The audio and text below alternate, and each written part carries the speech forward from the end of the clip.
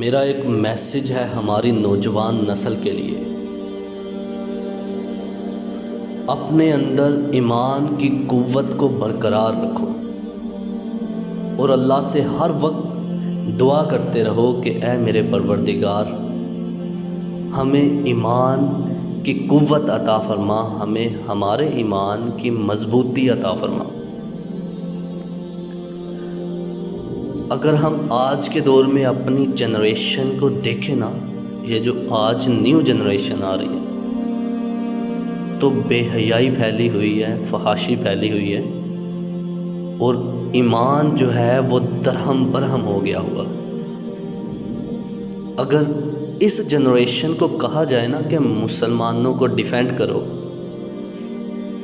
تو ان کے اندر وہ ابیلٹیز نہیں ہیں جو پہلے مسلمانوں میں ہوا کرتی تھی۔ ہم کہہ سکتے ہیں کہ یہ نام کے مسلمان ہیں۔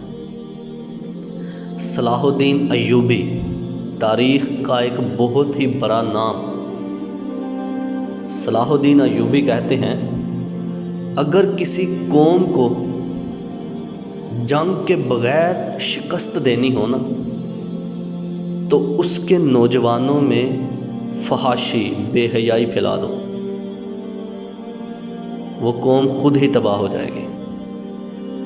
اور آج نظر دہرا کے دیکھیں نا ذرا، آج ہماری جو قوم ہے وہ کس لیول پہ ہے۔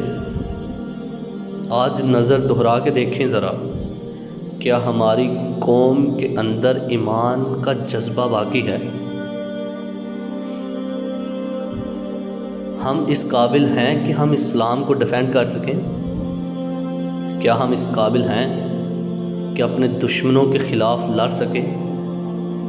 اگر اس قابل نہیں ہیں تو غور کریں، توجہ کریں، اور اللہ سے اپنے ایمان کی مضبوطی کی دعا مانگیں۔ اللہ پاک مجھے آپ کو عمل کی توفیق عطا فرمائے۔ آمین۔